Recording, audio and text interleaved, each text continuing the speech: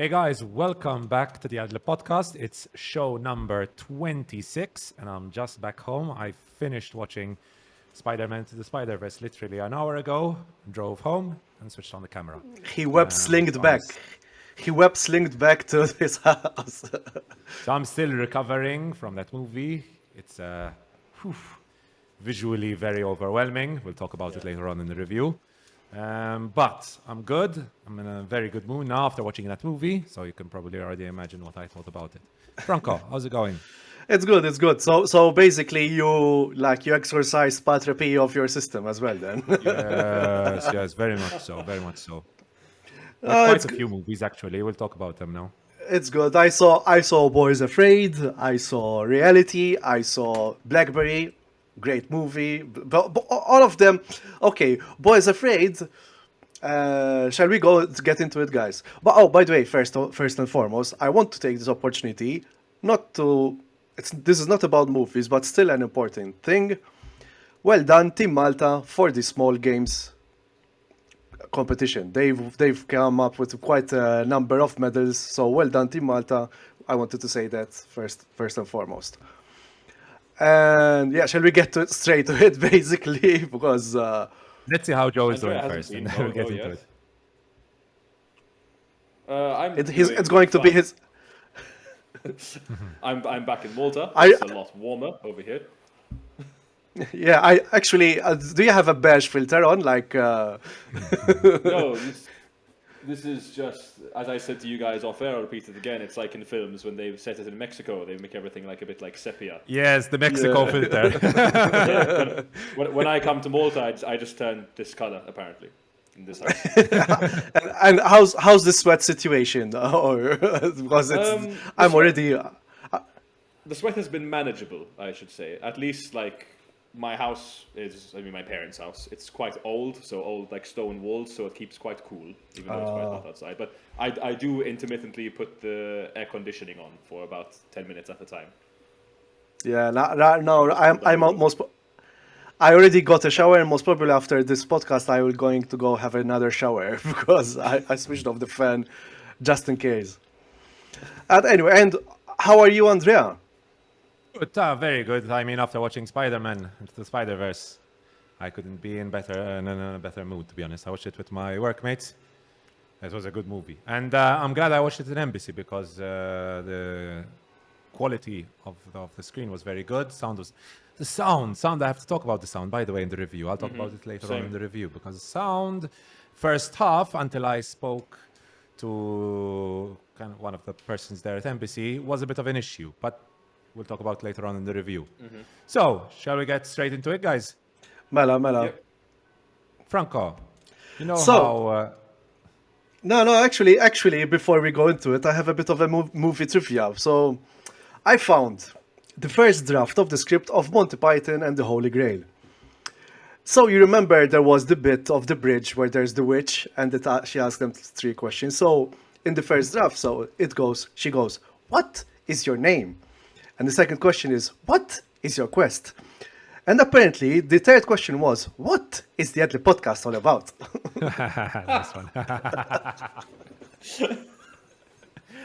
I knew where it was going from the start, but I'm so glad I didn't say anything. Nice one, Franco, nice one. So, let's answer. What is the Ad Lib Podcast all about? It's all about movies, all about series, all about video games. Today, we don't have too many reviews, but we have watched a ton of movies, or at least I have watched like a ton of movies.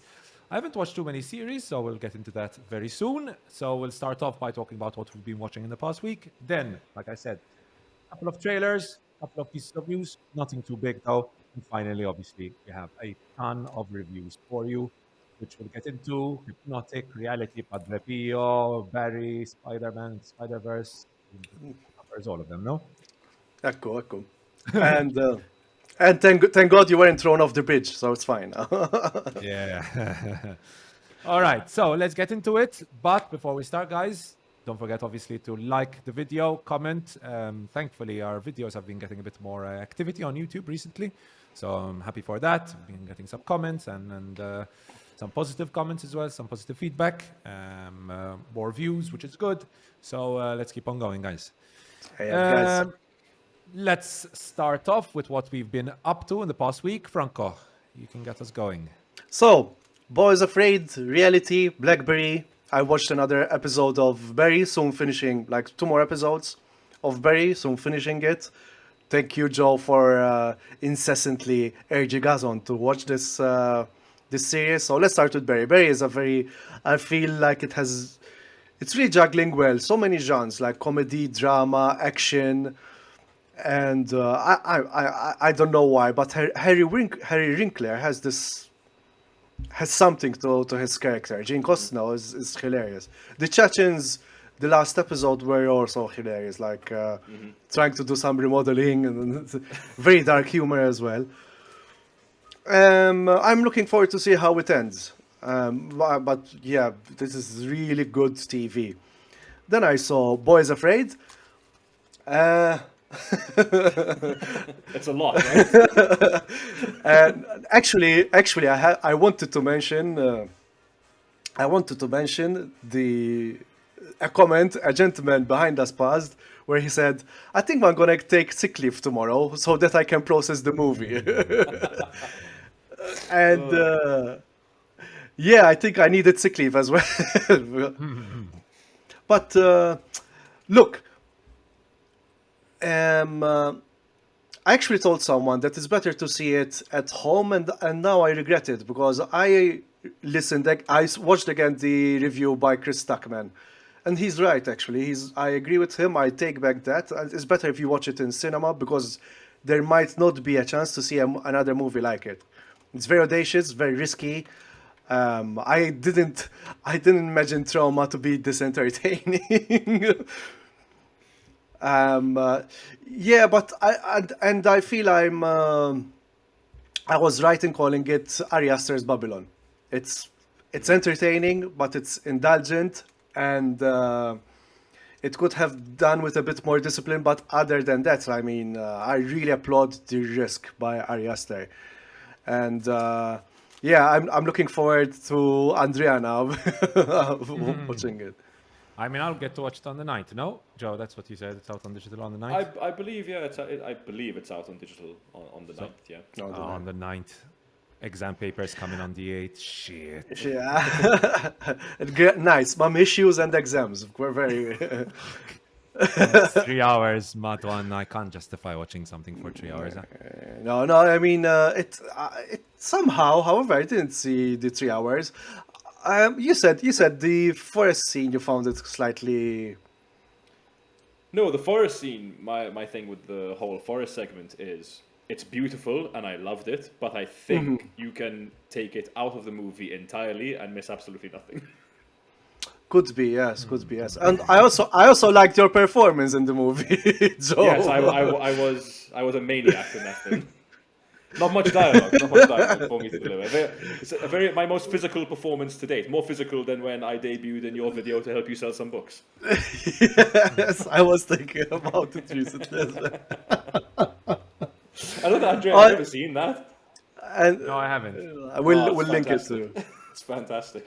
It was on Love and Mode as well, featured on Love and Mode. Also, I saw Spider-Man, but I saw Italian Spider-Man. Hey, rispetta le donne. It's basically an Australian short movie, very groundhouse and very grindhousey, and it pokes fun onto the. It's a parody basically of 70s Italian thrillers, and yeah, it was a fun watch, very very quotable. Rispetta le donne. And yeah, for anyone who's not happy about reverent humor, especially Australian reverent humor, you've been warned. It's a short movie. You have to take it on its own terms. And yeah, I think I agree with the rating over there. It is I was giving it a 3.5, and the 0.5 is just for the risk. 3.5 on 5, not on 10, of course. Anything But else, Franco? No, it does what it says on the tin. Nightmare comedy. Genuinely a nightmare comedy. And what it says there, Kafka-esque Odyssey. Yeah, no, it's really does what it says on the tin. And yes, we also watched Blackberry. We're looking forward to interview the director, Matt Johnson. Great movie, great movie. It's like Fantastic film. it, it, Really. it, it. We saw Tetris. I haven't seen Air yet, but compared to Tetris, this movie is like way better. Yeah. It reminded me. I don't know if you felt it as well, Joe. It reminded me of The Big Short, or even you, Andrea, actually. Yeah. Yes, Yeah, yes, 'cause, yes. Very much so. Very much Matt so. Johnson's got that. He's got that kind of style. People will compare it now to Succession, but that kind of like almost documentary style. He said in a lot of interviews he likes to film on lenses as long as possible. Like he describes them as like nature photography, National Geographic style lenses. So he likes his actors True. to not even be able to see the camera, and he shoots from behind windows and stuff. And everything. I actually watched a film of his over the weekend, Operation Avalanche, and it's the exact same thing. He does it in everything he does, even his TV show. But he does it in, I think, a bit more of a unique way than some of these other guys do it. Yeah, like The Scene. Big Short. This scene where they forget the BlackBerry in the taxi and the camera like literally zooms into it. Oh, that Yeah. had me screaming. No, I no, loved don't forget it there. No, I no, it's there. I laughed so much. I mean, I Jay, laughed a lot in this movie. Actually, I'm no, surprised it's how so much good. I laughed in this movie. It's The hilarious. tongue-in-cheek, hilarious moments in this movie are great. Even like has to be said as well. Yeah, Johnson as an actor as well is fantastic. He's so good. He's so he's good. really good. Glenn Howerton was. He stole the show, Glenn Howard. I mean, from It's Sunny in Philadelphia to this, he's a scary motherfucker. Eh? Yes, Yeah, he is. but Very imposing. you guys haven't watched much of It's Always Sunny, right?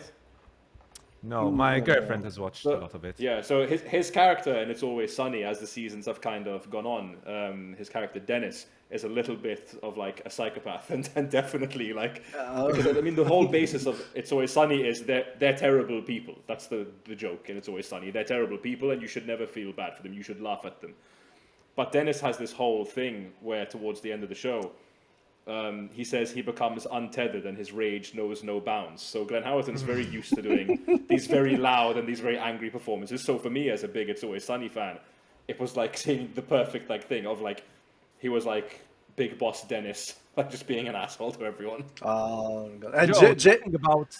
Go ahead, Franco. Then I was gonna say Jay Baruchel, if he's given more serious roles like this, I mean, Yeah.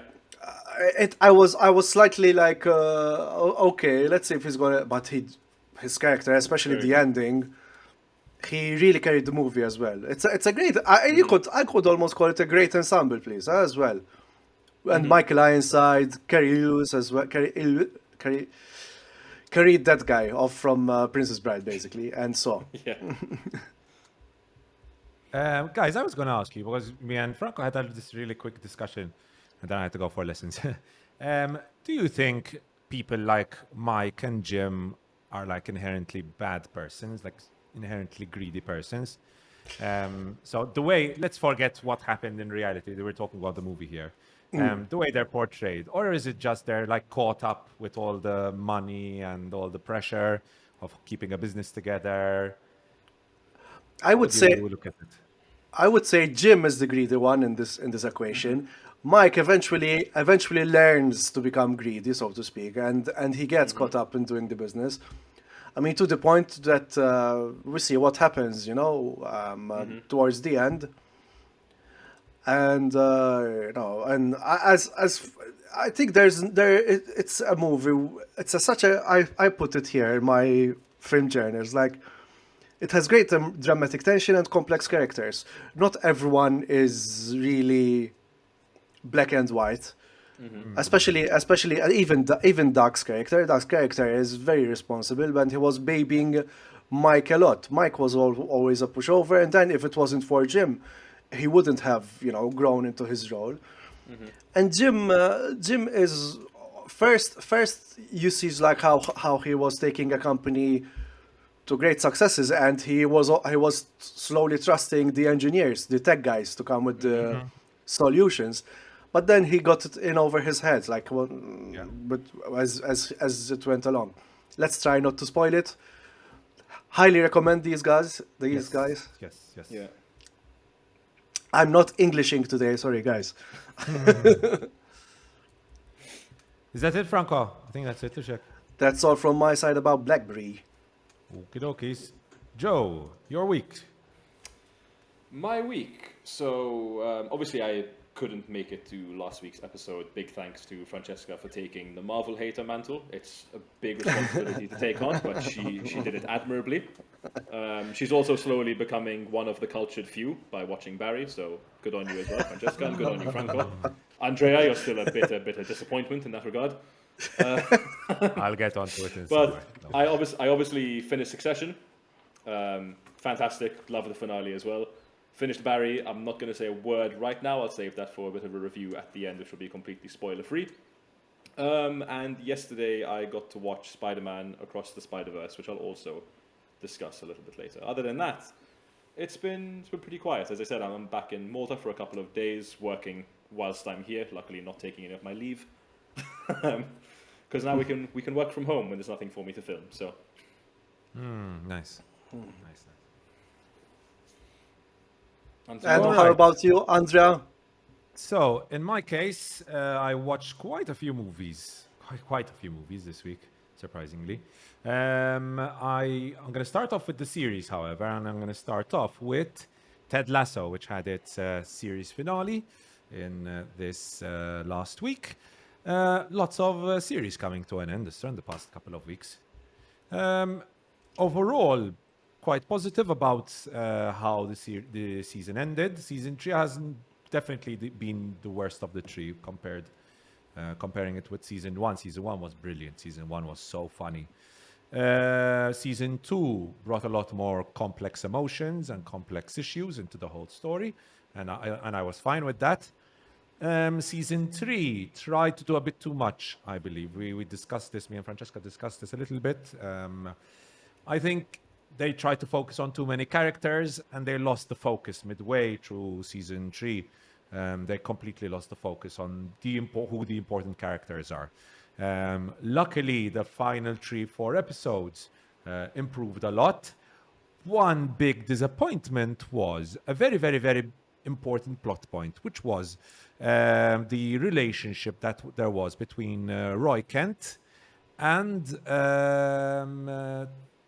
Jamie Tart. I'm trying to remember the song they sing for him. Jamie Tart, Phil Dunster. Jamie Tart, Jamie Tart.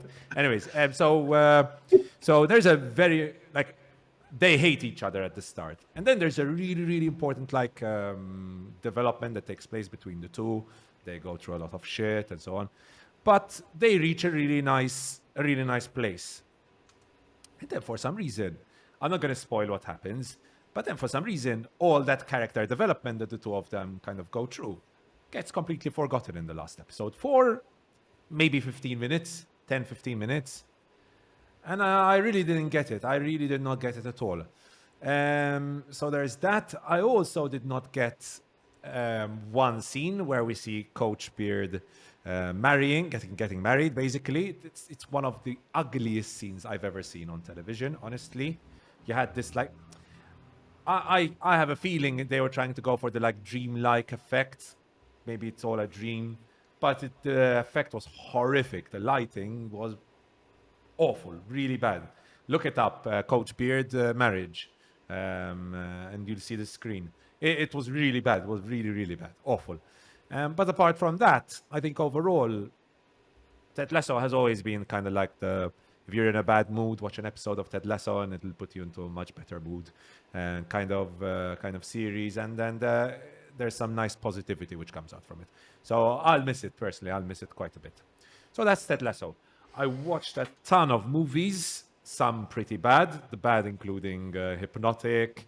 Reality was actually very good. Padre Pio, which was awful. But we'll get into that in our review section. Then I watched Reality, which was really good, and we'll talk about it also in our reviews. And Spider-Man to the Spider-Verse, like Joe, which we'll get into also in the final review section. that was pretty much my week. So, with that down, we can get into the news. And as always, we'll start off with some trailers. And the big news this week is obviously with the end of Succession and Barry,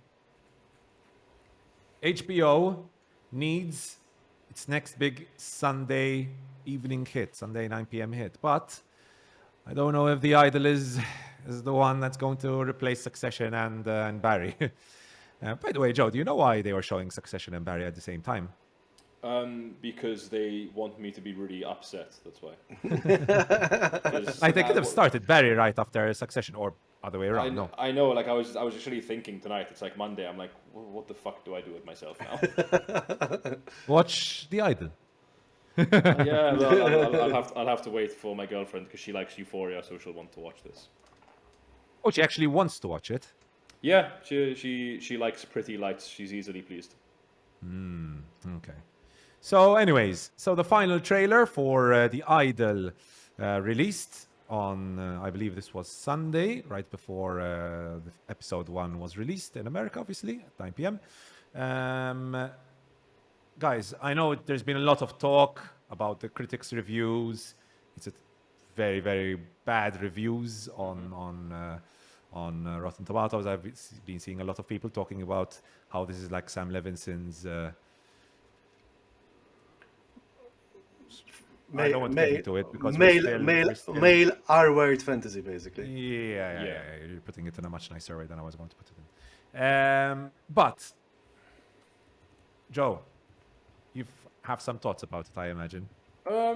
Yeah, I mean, all I've seen so far are negative reviews, which, I mean, I don't let myself get fazed by negative reviews. I'm not saying I'm going into this expecting it to be fantastic. It looks like, just looking at it, and I'm watching the trailer now with you guys on screen, it looks good, like well made. Now, some of the criticism for it, I don't know if, this is just me speculating openly, and not whether I agree with something or not. I don't know if the criticism about it is just people being triggered by certain things, because everyone's saying like, it's as Franco said, an R-word male fantasy and stuff like that. But reading the description of the show, that kind of seems like it's meant to be the point, and as long as it's not glorifying that and making that out to be a good thing, and it's a progression and a story throughout that world, I don't necessarily see the problem. You know, because character studies are supposed to explore the seedier parts of humanity and things like this. I mean, the 70s and the counterculture movement was all about exploring those seedier parts of humanity. But right now, I just don't know because I haven't seen what this is. But like, if I read you what the plot description is, it's basically this young woman wanting to join this guy's somewhat sex cult, from what it seems, which is definitely going to be some kind of like big overdone male fantasy kind of thing. So I don't know if that's the point of the show or people are misinterpreting it. Again, this is just me openly speculating blindly because I don't know what it is because I haven't seen it yet. I think I'm gonna watch. Yeah, I was gonna watch the first episode, see what it's all about. Yeah, you're right, Joe. But at the same time, look, let's take. I'm gonna take the most recent movie that deals with trauma and especially like very heavy trauma, Boys Afraid. I understand. It's like no, it's almost sometimes it's almost people like saying no, you shouldn't show trauma on TV, which I disagree. Like if they do it like Boys Afraid, which is a new kind of way to show trauma, that's fine by me. It's just I don't know what he was trying to go with this myself. Sam Levinson, you know. Yeah. I think there has to be some redeeming qualities to the whole goings on in the series. Again, I'm also like, I have to see what it's all about. There's on the A24 film group, there's already some people who reviewed it a bit. Some people expected worse. Other people said, no, it's not for me. I don't know, but I think what happened was it wanted to be a satire, but it ended up being an empty one at that. Yeah. I mean, It's it like could the also be the case where, like, to take a very big film, which people completely misinterpret, in my opinion. Sam Levinson likes his excess. You only need to look at Euphoria to know that he loves excess. And even Euphoria is kind of like a satire in and of itself in that way, because it's so exaggerated. It's like fantasy. It's not reality. People can't take that as any kind of like real thing. But a lot of people look at like The Wolf of Wall Street, and they interpret that as Martin Scorsese glorifying the life of Jordan Belfort, which, no, that's not the point of that film. The point of The Wolf of Wall Street Who says it is... glorifies? yes, no, it's It's like Scorsese is Scarface. one of- Scorsese is one of the best It's at doing it, in 20th my century opinion. Scarface. Yeah, because he's done it. Even people But look it's at like... so obvious that Yeah, unfortunately, a lot of people, when The Wolf of Wall Street came out, more casual viewers, they're just like, this guy's life was fucking sick. Look at all like the drugs and partying he did, and look at all the sex he had, kind of thing. Which is not the message you're supposed to take from that kind of film. And I feel like some people I was a casual viewer when I watched Yeah. it. And I feel like did some not people get could that watch The message at all. Idol, and they could be like, look at this guy glorifying sexual harassment. When like, and as well, I feel like it's really hard to judge a TV series, because at least the public, we only currently have one episode to go on as well. I don't know if Critics have watched reviewers- it all. I have watched the whole season. Critics have watched it all. Yeah, 'Cause I critics, remember I like, think the critics for have.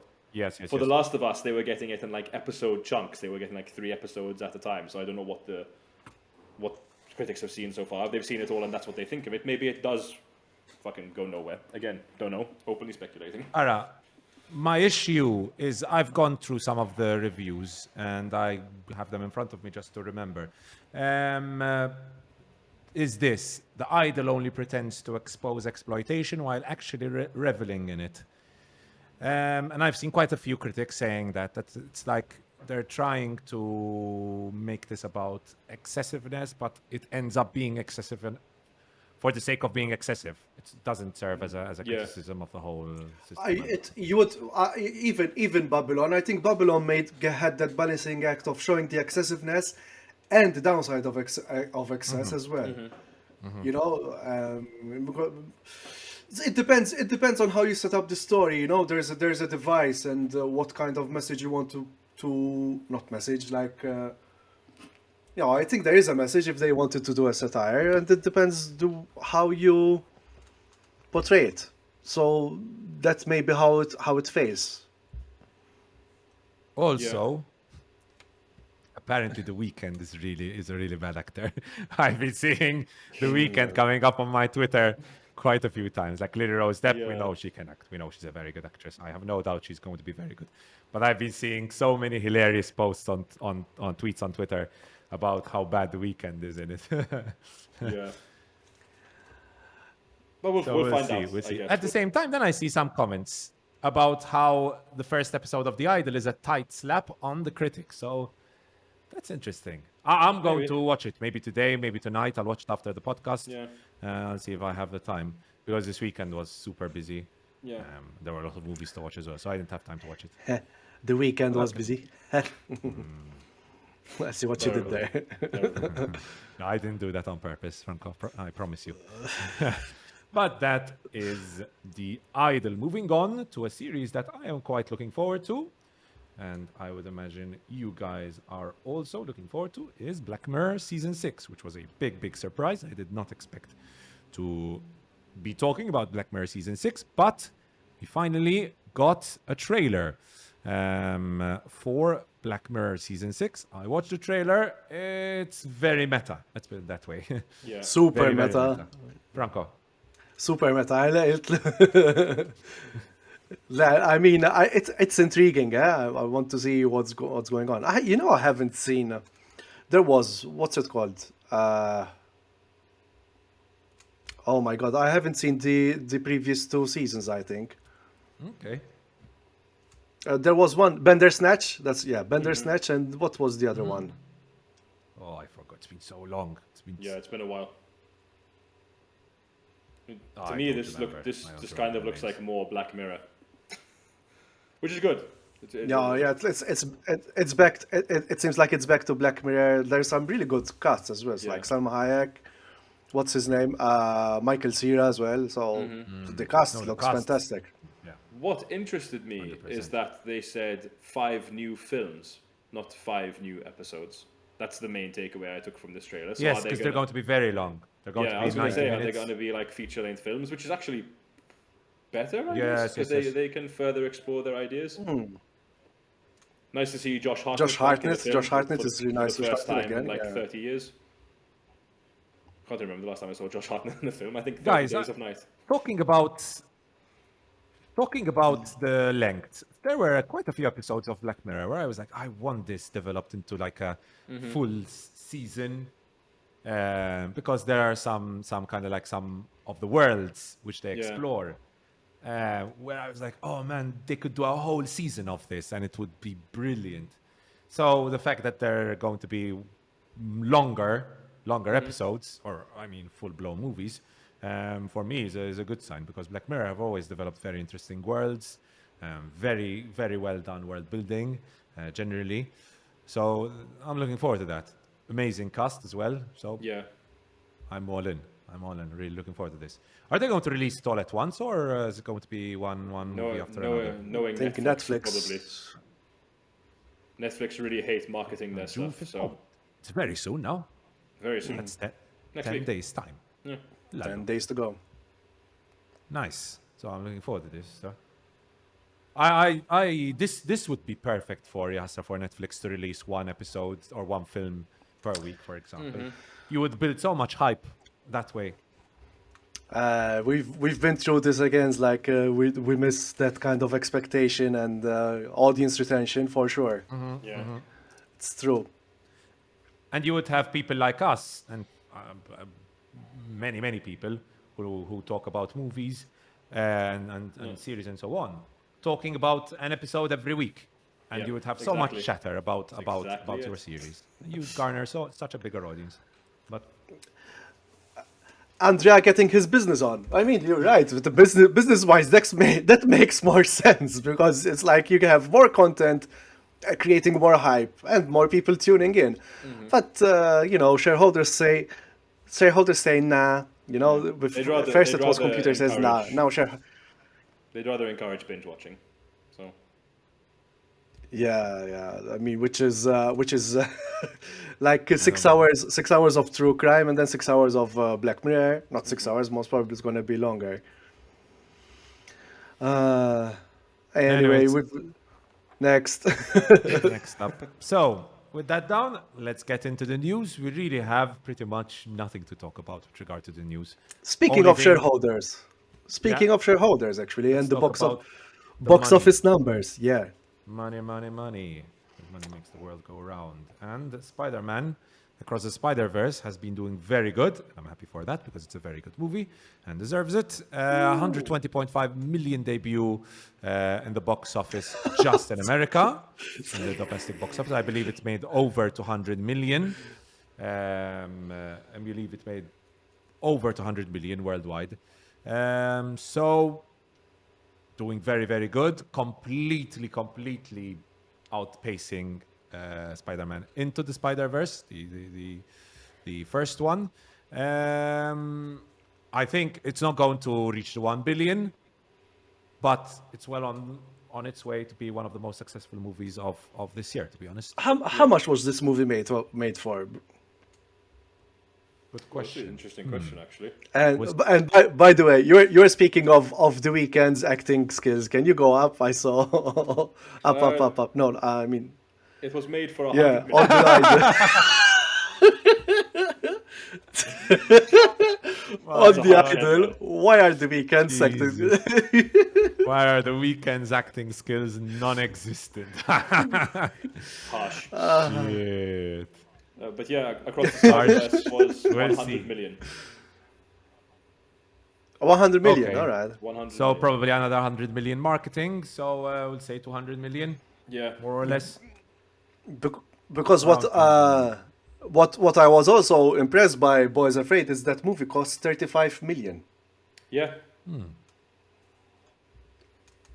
But it Is doesn't it show. going to I make mean, them though? Is it going to make them though? That's the question. you have to see it in cinemas. That's what you have to do. Problem is I know, there's but one cinema 100 in Malta showing it. Okay. So, for example, the first Spider-Man Into the Spider-Verse ended its run with 190 million in North America and 384 million globally. This one is going to surpass that in like 2 weeks probably, because we're already at 208.6 million worldwide, which is really, really good, really good. So, good stuff. Joe, don't know if you want to comment about this. 3 directors, No, ist ja? I Dos say, Santos, Parsons, and Thompson, ist ja? yeah, I say more power to it. It's definitely Marvel's best. Actually, no, it's technically Marvel's second best multiverse movie. That's me taking pot shots at every other Marvel film involving a multiverse. Particularly Doctor Strange. So what's the first? Into the Spider-Verse. You prefer the first one? Okay, interesting. Okay. You prefer we'll the get second there. one? We'll get there. We'll get there in our review. And to conclude with the news, there isn't much to say here, but I found this interesting. The Oppenheimer's IMAX film is nearly a half marathon long, literally. Really pulled his weight with this one. If there are two things British director Christopher Nolan is famous for, they are his ambitious approach to cinematic projects and his enthusiasm for audiences to have the best experience possible inside a movie theater. Not always with the sound, however. With his new and highly anticipated war epic Oppenheimer, it seems that the filmmaker is about to make theater owners guarantee their audiences will have the best experience by doing some heavy lifting, literally. According to an AP report, the literal rolls of IMAX film that Nolan used to shoot the entirety of Oppenheimer stretch all the way to 11 miles, and they weigh as much as 600 pounds. In an interview with AP, Nolan stated that he wanted to make sure his newest movie was a showstopper in every way. The director shot his latest endeavor with cameras that had the highest possible resolution, which translated to using a combination of IMAX 65mm and Panavision 65mm. He broke down why he's... Anyways, and then there's the whole interview as to why he went into such lengths. Guys, you're the tech guys here with regard to filming. How good is this going to look? I mean, Hateful Eight, good. The movie was not. I didn't like Hateful Eight. Controversial opinion, but it looked gorgeous on 70mm, especially IMAX. I think it's gonna look fantastic. Well, what about you, Joe? I mean, there's no doubt about it. He's using basically the best film and cameras possible that are like available today, and I think. I actually quite like the Hateful Eight, which I think that's more of a controversial opinion to like the Hateful Eight. I haven't really met anyone that likes the Hateful Eight like I do. I really like the Hateful Eight. Okay, that's one I person. really liked Cool. just me and Andrea there, because everyone else I meet is like, no, that's too long, it's boring. But anyway, despite how good the Hateful Eight looked, I have a feeling It was boring. Andrea, there are plenty of idiots in the world. We know this already. Hey. No, not the. You said you didn't like it that much. That's fine. There are people that think it's shit and boring. But anyway, yeah. It's not completely shit. I mean, there's so dialogue. Jesus. And those it's vistas, burn. that beautiful fucking shots, man. Those the shots. vistas are nice. By the way, trivia time, because it's been a long since we did a trivia time. Do you know that the guitar was an actual relic? Yeah, it was an actual relic. I believe it was a 1907 Martin guitar, which they and actually he broke it for years. It wasn't. that is quite literally a one of a kind guitar. And it's gone. In fact, what's her name? Not of Jennifer Jason Leigh. No, Holly Hunter. Jennifer Jason Leigh's expression in that take is of genuine terror. Yeah. Genuine surprise and terror. Because she was like, no.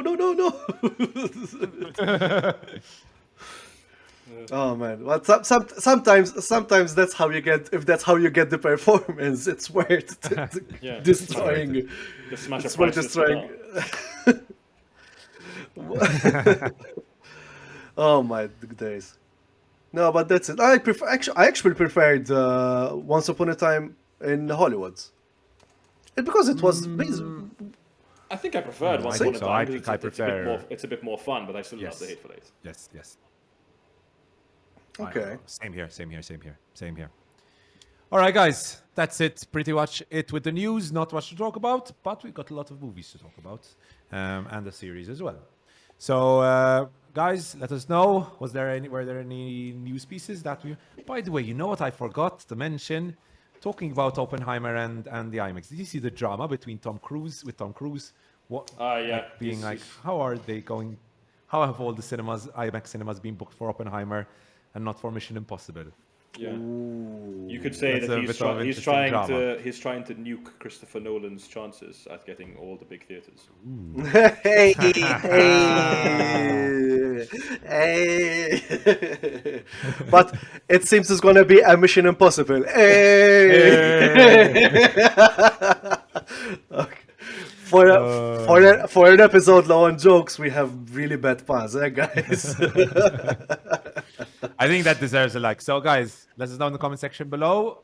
Were there any pieces of news that we forgot, like this Tom Cruise one that I just remembered about now? If you have, Any- let us know in the comment section below. Any dad jokes? Any dad jokes that we should do more often Yeah. instead of these stupid ones? And for those jokes, I think we definitely do deserve a like, if I say so myself. Yes. So, A like, don't forget to a follow, a subscribe, a comment. Definitely. Follow us on Spotify, on Instagram, on TikTok, because we're very social people. Or you can follow us on our personal stuff as well, like my hashtag indigo_F87, Andreas socials. Which are non-existent, basically, The- apart from a the- random sports post every once in a while. Yeah, he's an Inter fan since we started with of the podcast off with sports. And what's Joe's socials? J_Paolella on Instagram. That's J_Paolella. probably the social media I use the most. Probably. Yeah, so do get in touch with us. Don't stalk us, please. We're not that famous yet. Once we're famous, we'll become your idols. Exactly. And the weekend will portray us as well. The weekend Actually, will guys- haunt your dreams. Speaking of Tom Cruise, you know what I sent you a link, and I also suggest this to our listeners and viewers of the Ad Lib Podcast to watch Studio Binder's breakdown of John Wick on why John Wick's action works so good. And Yes, I I was haven't thinking, watched that, Franco, by the way, the one you sent. Because obviously I was just about to enter into the cinema. but it makes so much sense. And I was thinking, and I put this question to you guys: what do you think if what's Ethan Hunt? That's his name, right? Tom Cruise. Yeah, and the Mission Impossible. What if films. Ethan Hunt and John Wick meet? Like, what if there be a crossover? I mean, spoiler for John Wick 4. You guys saw John Wick 4, right? So, Yes. Spoiler for John Wick 4, skip ahead 10 seconds, John Wick's dead. So, But they're making John Wick 5, so... Yes, are that's they why. making That's John Wick why. 5?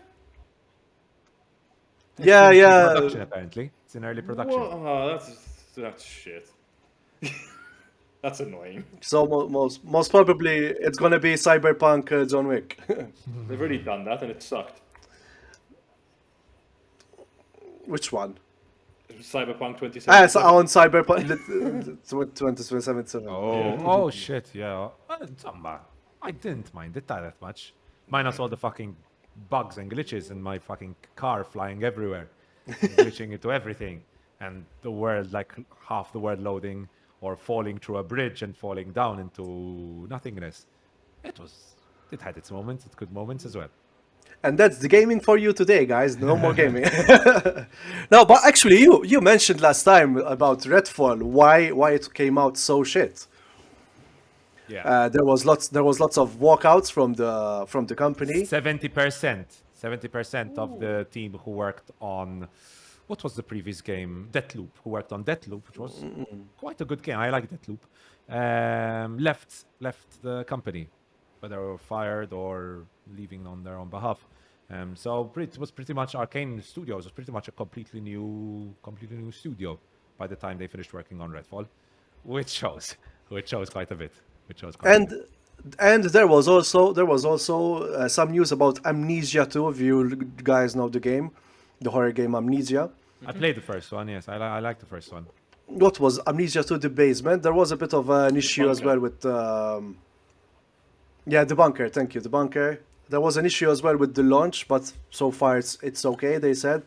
And Diablo, I saw a good review, Diablo 4. Yes, very, very good launch so far. Although, to be fair, it is a bit cheating because it's like right now it's early release. So cheap stakes like me won't pay 20 extra euros to play it extra early. For me, the release is tomorrow at 1 in the morning. I won't stay up till 1 in the morning. So tomorrow after work, basically, I'll get some Diablo game time in, and by next week, I probably won't have played it too much, but I'll try to get a review in for next week. But they did say the cutscenes look amazing. The gameplay is also good. There were some issues. There were some issues as well, like with glitches, but nothing that Nothing too hinders. big, though, from what I've seen. Yeah, nothing that hinders the gameplay. They said, like overall, it is a. And they're being very active with regard to like balancing the game, which is a good sign, which is a very good sign. The battle pass doesn't seem too intrusive from what I've read about it. It's all kind of like nothing that affects gameplay, let's put it that way, at least so far. And the one thing that I'm really scared of is if they release a new class, it will be behind a paywall, which I really hope they don't do in a 70 euro game. That would upset me a lot. And finally, I've watched Moist Criticals playing Legend of Gollum, Lord of the Rings Gollum. Oh my lord! Those eyes, the eyes, Chico, they don't try. Have you seen Gollum's eyes? Not only his eyes, like there's the characters are horrible to him, and he's horrible back to the characters. But it just doesn't make sense. Do you know? Charles called it. Moist Critical called it chore simulator. Yes, Joe. Do you know why I kind of love Gollum? A friend of mine had made this point in a group chat we had, and I haven't played the game. I know it's a bad game. I'm not going to buy it. I'm not going to play it. But the reason why I love its existence is it just reminds me of a time when I was like 8 years old and I was playing the best console ever created, which was the PlayStation 2. And you would get these licensed games, and you'd just be like, "What the fuck is this piece of shit?" Like, did you guys see the Hobbit game that came out on the PS2? Or as well, there was the Lord of the Rings, the Fellowship of the Ring, not the really good games of the Two Towers and the Return of the King, the Fellowship of the Ring, which wasn't by. I got that on my Nintendo. What was it back then? On my Game Boy Advanced SP. Yeah. But it gave like Gollum gives me a bit of nostalgia for that time of like when companies would get these big licenses and they'd just make a big steaming pile of shit of a game. Yeah, just to make money on the IP, right? It shouldn't be 60 euros. It should not be 60 euros. That game should be... If that game was 30 euros, I think people would be much more lenient toward like a very small company, because obviously it's a very small studio working on it.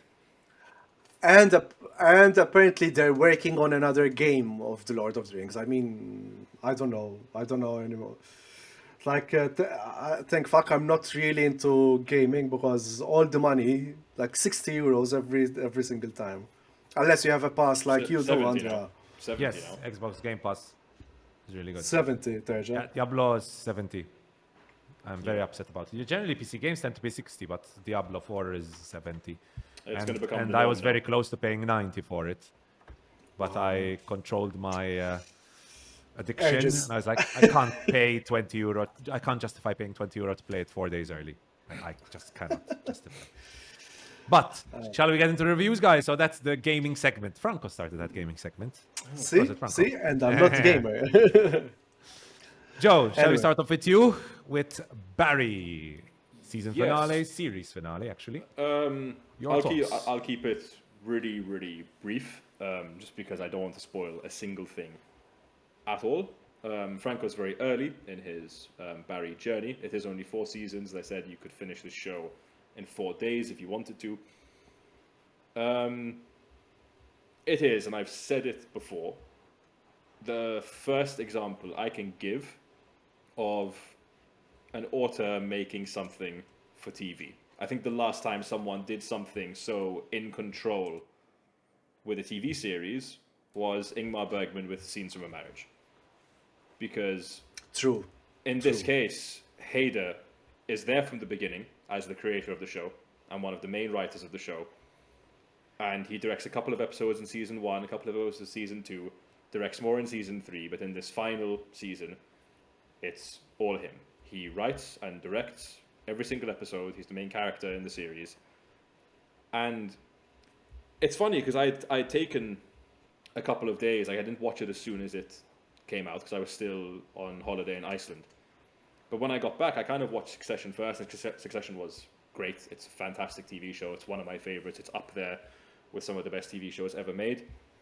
And I think Barry should be right there alongside it. It unfortunately just hasn't had the widespread appeal or marketing that something like Succession has. But it's something that I can't recommend enough, especially for cinephiles, for people that really like good TV. It's going to hook you in with its dark humor and its sort of lightheartedness and empathy in the first couple of seasons. But you're going to go on an incredible and dark journey with this show. Part of me is so happy with how it ended because Hader ties it up really well with the last season is 8 32-minute episodes, which is ridiculous. He doesn't even do an extended final episode. It's 32 minutes, and that's all you get. There's no post-credit scene. Bullshit. I wouldn't even say that there's room to continue going because he ties it up so nicely, and you wouldn't want to keep going with what happens to the characters in the show. And then the other half of me, apart from being delighted, is just this is in my top 3 of favorite TV shows of all time, easily. And it's going between 2 and 1 every day. If you had to ask me right now, what's your favorite TV show ever? It's Barry, easily. Again, I'm gonna keep beating the drum. Go watch it. Everyone go watch it, not just you, Andrea. It's really short. It's really good. It's really, really, really fucking good. And I now just want to see what Hader does next. Cue the theme music. The music's also good. Yeah. Also, Andrea, can you do me a favor? Can you click on Stephen Root? Click on Stephen Root. Yes. Yeah. Beloved character actor. And go down. Go down. Check his filmography, please. Oh, okay. So go down, please. Down. Are we checking that he was in Dodgeball? Because Hold. Wait, he was in the. Oh, there's there he is. Oh, my nemesis. 6.2 Ostra. That's because You recommend 6.2 out of 10. no, that's because normies use IMDb. On how much is it on Letterboxd, by the way? You read my mind. Letterboxd, let's see. You read my mind. So we're looking on Letterboxd. Man. So we're looking The Empty Man on Letterboxd. You know our running joke. 3.2. This guy by David. 3.1. Okay, so it's I would say it is a polarizing movie, though. Yes, it is for sure. It is a polarizing movie. And yeah, Stephen Root is also in this guy. Stephen Root is so good in Barry as well. I think he's an underrated actor. How was he? Completely underrated. He's an underrated actor. How do you rate a movie if one scene is phenomenal and the rest is shit? Another Letterboxd review over there. I love Letterboxd so much, man. You know what we should do? We should sometimes do and the best, like, vote for the best review on Letterboxd on some movie. Do they?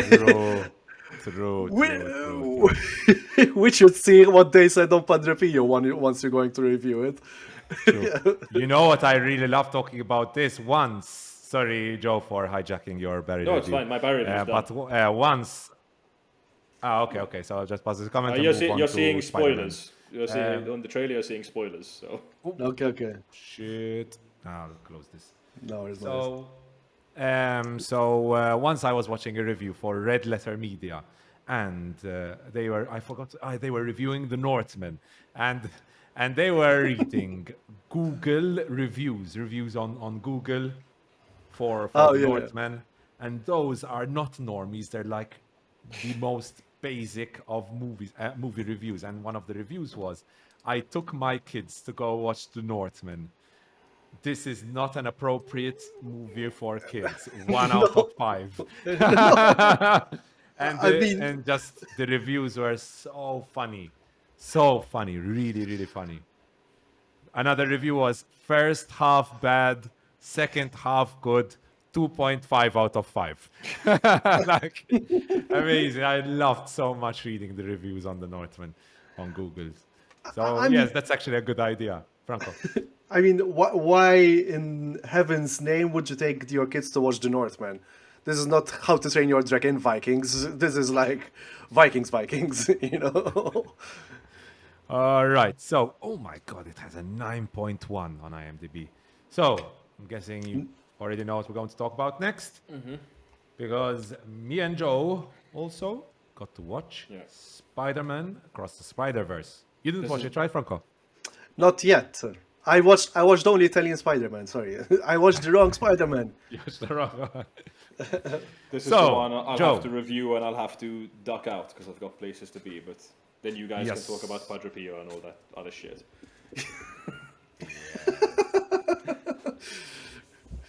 So would you like me to start? You might as well, and then I'll give my thoughts after. Yeah, so obviously this is the follow-up to the fantastic Spider-Man Into the Spider-Verse. And we have Miles Morales catapults across the multiverse, where he encounters a team of spider people charged with protecting its very existence. When the heroes clash on how to handle a new threat, Miles must redefine what it means to be a hero. Was hugely excited for this film, just as most of us were. Just as it seems most of the world is, because everyone's going to see it and it's making a lot of money, and more power to it. And I'll just get straight into it. It's hard to kind of articulate my thoughts because my biggest gripe with this film is also a spoiler, but I won't really reveal that. But from like the animation side, as we've seen, that incredible animation that we had in Into the Spider-Verse is back in this film, but it's like it's not even on steroids this time. It's on every kind of like drug you can take to enhance your performance that exists, and like it even creates new ones. Like the different worlds that you see throughout this multiverse, all have like a different art style and them coming together, and it's just fucking phenomenal. It is, as Andrea said, a massive sensory overload, this film. There was even a point where I got a little bit of a headache, but I was so engaged with what I was watching, I didn't really care. But it's so fast moving, and like it does what a sequel needs to do, which I say this about any time a sequel is made, where it needs to expand the world of the original film, and it needs to tell a story worth telling. And it very much does that for the most part, I will say. And they take all the stylistic elements and they turn them up to fucking 11. And there's the humor, there's so many references to like Spider-Man comics and even like live action stuff. And the Easter eggs are all hilarious, voice performances and everything. But I've got two main gripes of this film. One of them is the ending, which I obviously will not spoil at all, and I believe Andrea feels the same way. But also, with the ending, this film betrays its own mission statement. Because you hear it in the trailer, for anyone that has seen the trailer, you hear Miles Morales say, like, everyone's been telling me that I need to do this, and he says, like, no, I'm going to do my own thing. And it's really good because the first hour and a half of the film, I would say, actually no, it's a 2 hour and 20 minute film. The first 2 hours of the film it completely does its own thing, and I was having a blast, and this is incredible. It's such like a subversion. It's so much better than anything the fucking MCU does.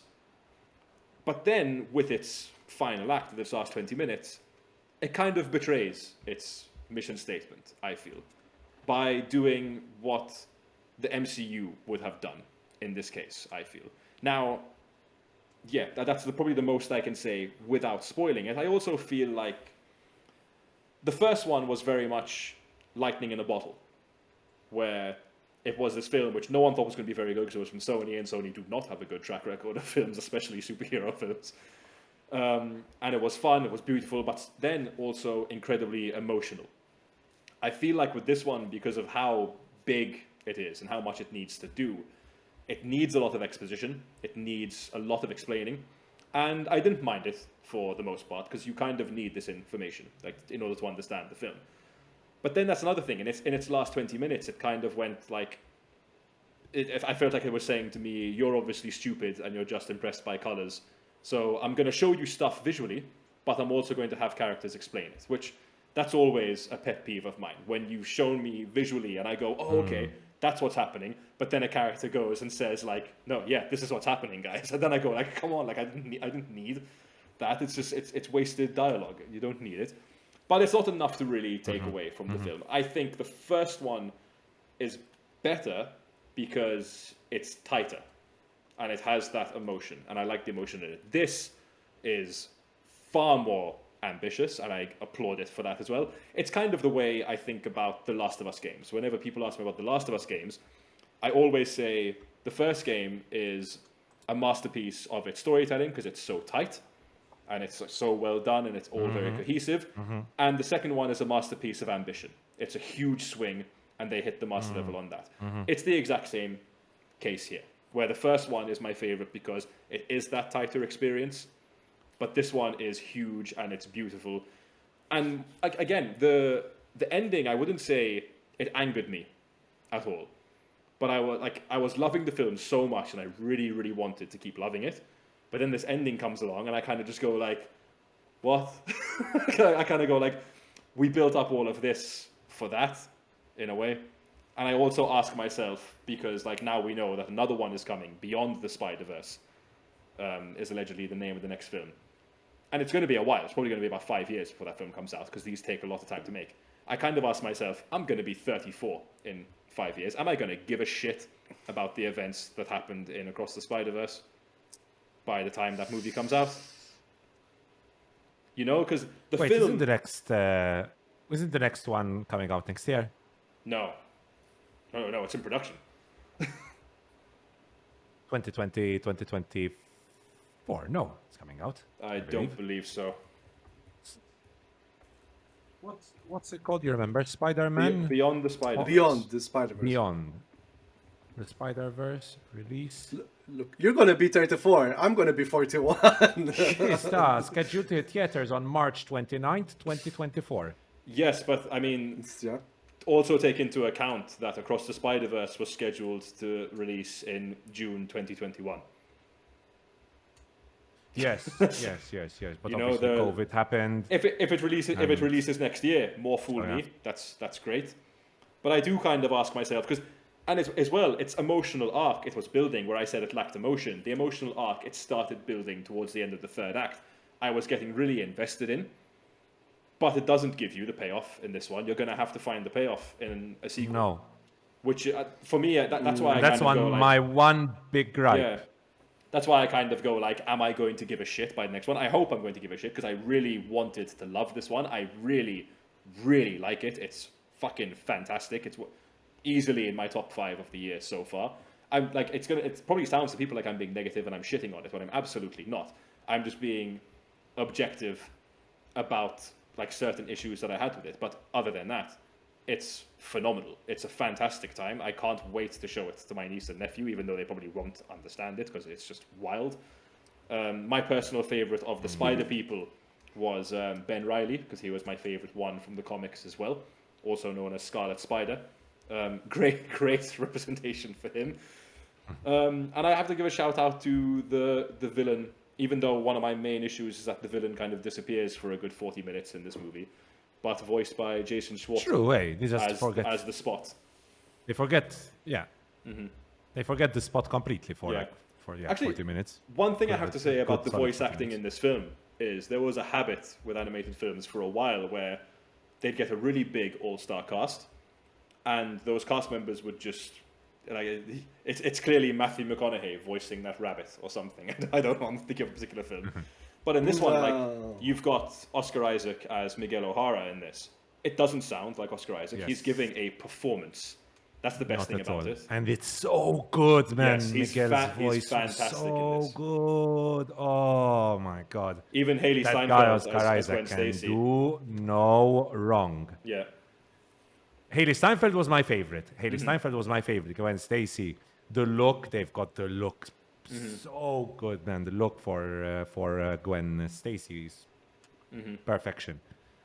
And the voice acting just We do need to talk Perfect. about the sound, though, because apparently it's a problem around the world. The sound mixing at times, especially Yes. in the early parts of the film, and unfortunately, whenever Spider-Punk speaks, is not good. It is not yes. mixed well. Oh my god, Spider-Punk. And okay, Spider-Punk, people are going to say, Not at no, all. but he's got a thick London accent. But no, you should still be That's able not to the issue. understand it. It's That's not not the mixed issue. well. They put as It's Andrea would say, not they at all. pull Not they at pull the all. Christopher Nolan on some of the sound. Yeah, I was gonna Luckily- say But the too many issue masks. was- Too many masks. Joe.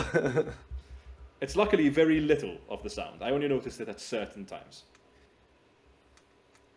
But I don't know if it was the same issue you had within Eden, but the first part of the movie was just really quiet. Like there were moments where I was like, I expected that moment to be much louder than it actually was. Much of the dialogue in the opening 20 minutes felt like they were whispering to each Yeah, I was other. going to say the film I- opens with a monologue from Gwen Stacy. I was like really stressing to hear it. Like Yes. it just wasn't mixed well, and like we're hearing it from a lot of news sources around the world, so it's not just the cinemas that we are in. I imagine if you go to like a proper, like if you see it in IMAX with Dolby surround sound, maybe that changes things because sometimes it does. But apparently, But Embassy have really good sound. Generally, Embassy, the sound at Embassy is spot on.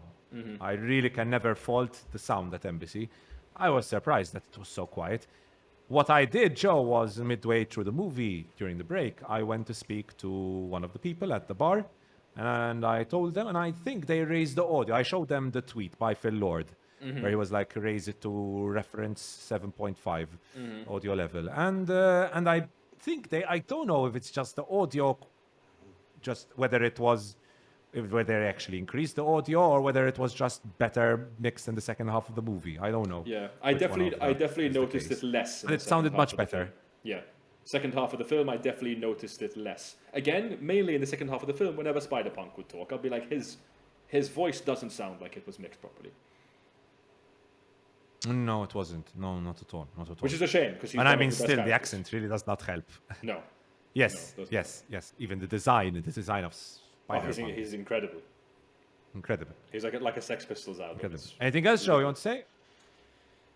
No, again, apologies to anyone that thinks I was shitting on it. I definitely was not. I had a ball. It's a fantastic film. I'm just trying to look at things objectively.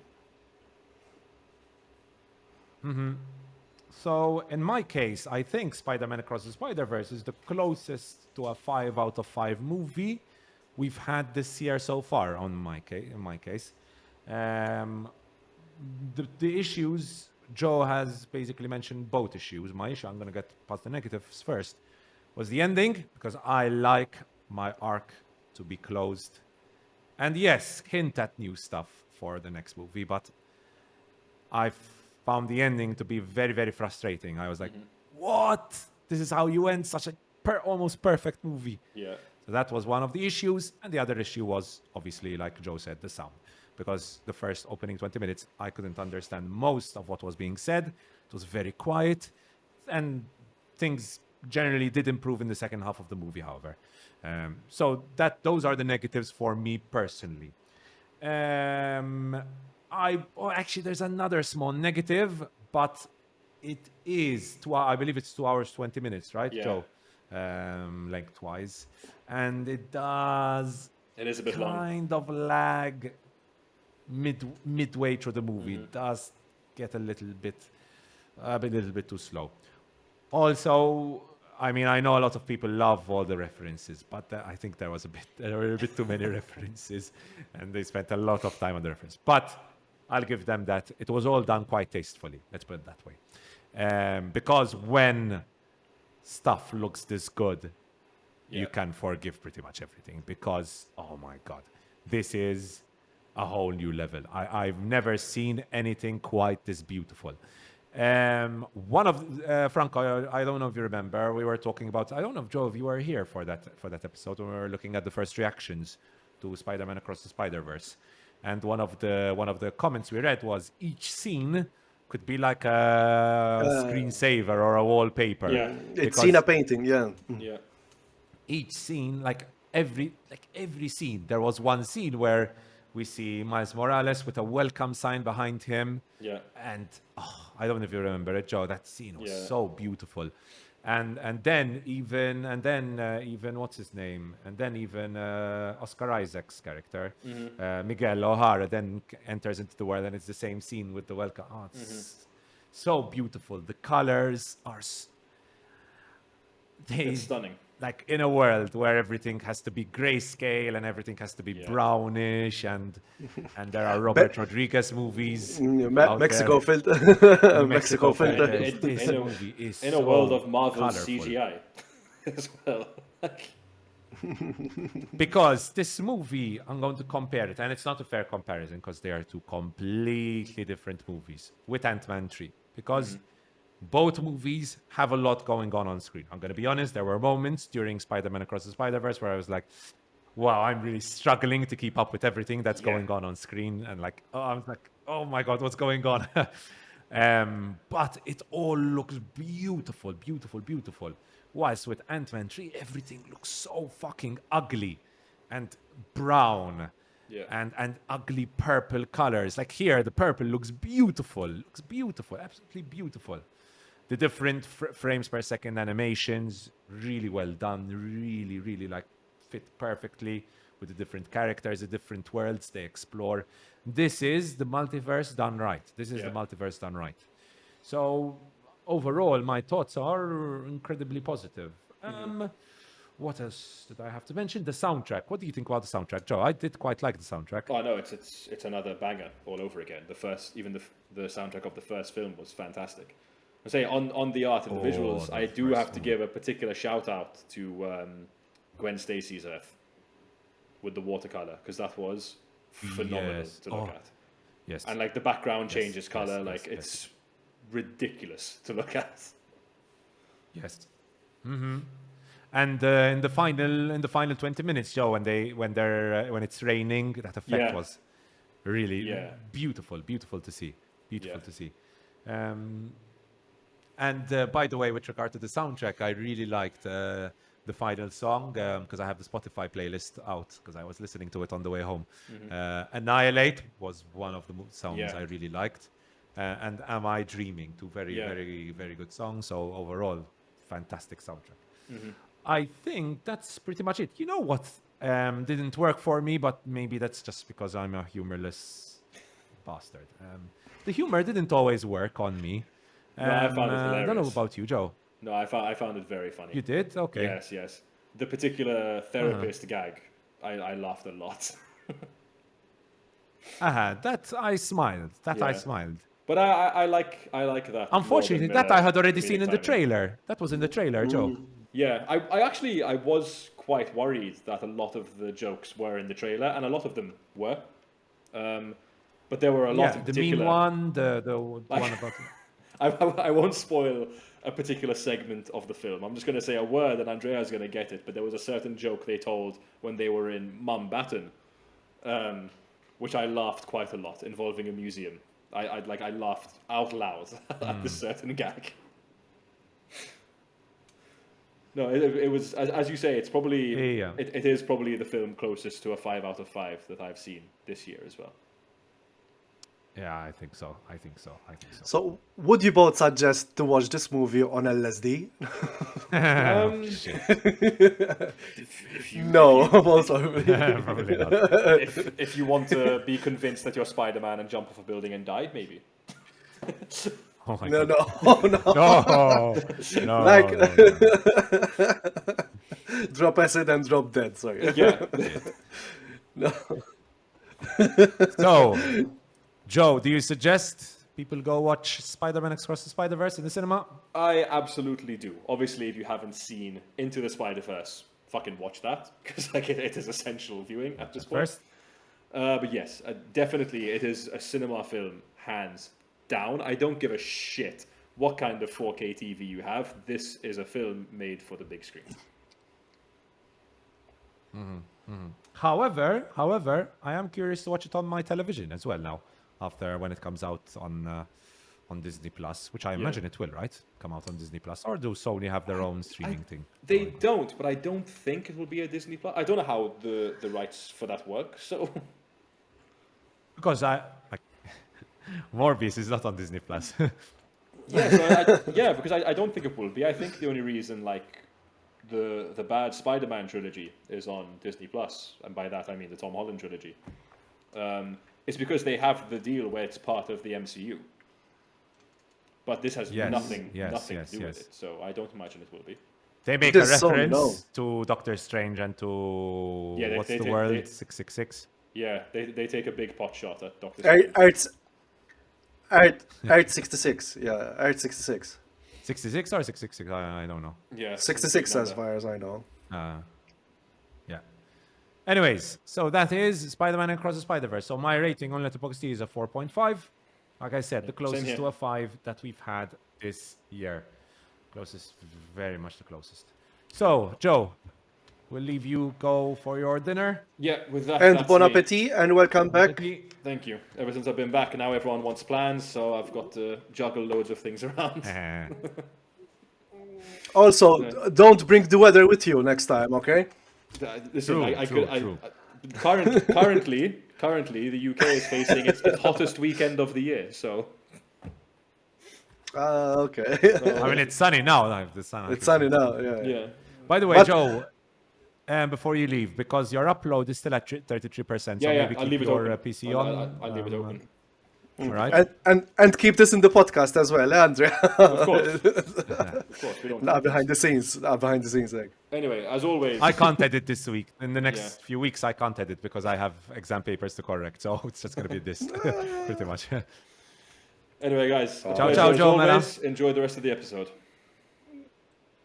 And have a nice let's- dinner. Bon appetit. Let's Peace talk out. about Padre Pio. Yeah.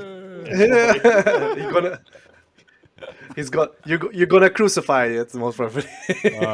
But Franco, shall we get your review out of the way? Shall you talk about reality before I? No, go for Padre Pio. Let's Let's go talk. for the negatives first, then I'll talk about Hypnotic really quickly and Padre Pio. I don't have a lot to say. To be honest, I watched Hypnotic midway through last week, and I already forgot everything about it. Literally. So not that hypnotic. But No, not at all. Not at all. Not at all. I watched it with my dad. I slept over at my dad's house my mom and dad's house on, what was it, Tuesday, I believe? Yeah, it was Tuesday because I had work on Wednesday. We had meetings in Melita Gardens. And I was like, oh, this new Robert Rodriguez movie is out. Let's watch it. Hypnotic. I ignored all the reviews. I literally did not look at a review before I went in for it. My Letterboxd is a 2.5, to be honest, for it. It's not awful. It's not awful. It's an attempt at Tenet. It's an attempt at Inception. It's an attempt at The Dark Knight. It's an attempt at a lot of Christopher Nolan movies without having like the slightest amount of budget or creativity or smart writing or like visual quality to it. It's a bang average movie, one of those 1 hour 30 movies that you would see on Rete 4 or Canale 5. what's there to say about it? So the story is a detective becomes entangled in a mystery involving his missing daughter and a secret government program while investigating a string of reality-bending crimes. Listen, Ben Affleck is fine. I really like Ben Affleck, so he's fine as the cop, Danny Rourke. There's what's her Alice Braga, whose performance is meh, to put it lightly. Really, pretty much no chemistry between the two, between Ben Affleck and Alex Braga, unfortunately. So that's one of the negatives in this movie. Another one of the negatives is how predictable the whole story thing is. I predicted the whole thing in like 20 minutes. So there's that. Positives with regard to this movie. There are a couple of decent action sequences, and Ben Affleck does a decent job in those action sequences.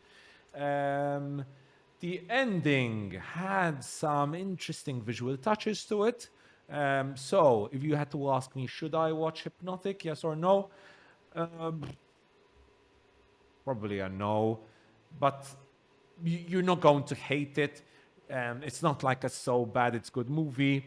It's a bang, bang, bang average movie which you can spend some time watching.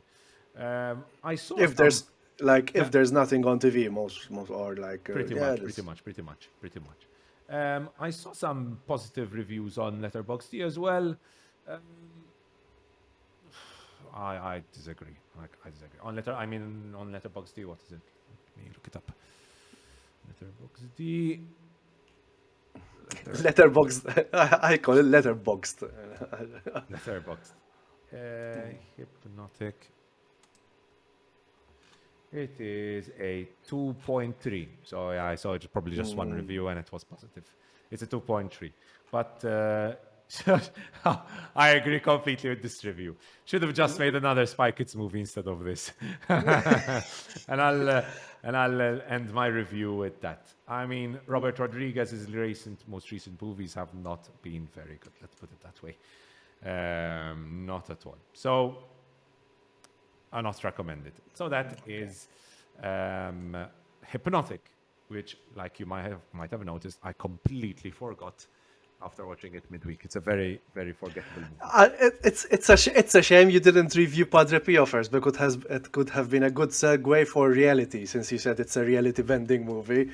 Think Yeah. about this stuff, Andrea. Think about this stuff. I'm shaking my fists in the air. Completely forgot about it. Sorry. I had to look at the plot summary to remember what it was about. But Another and what movie is I Padre? watched- What is Padre Pio all about, actually?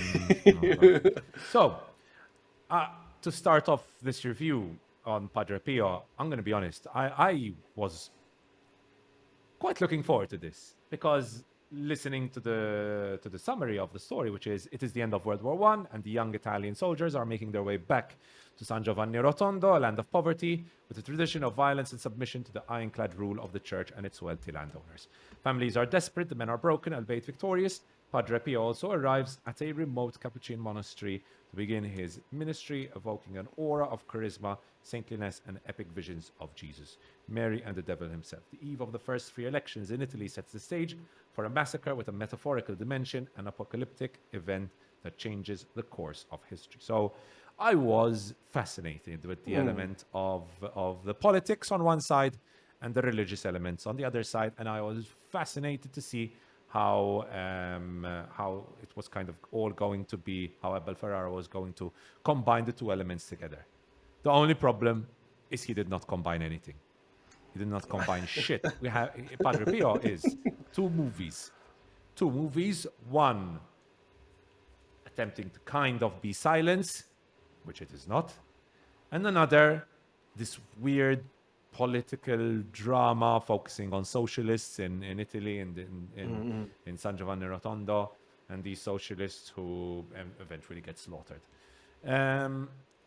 I really expected Abel Ferrara to combine the two, with Padre Pio speaking to the socialists and joining in maybe with the protests they were doing, and then maybe getting this very unique view into the politics of the time.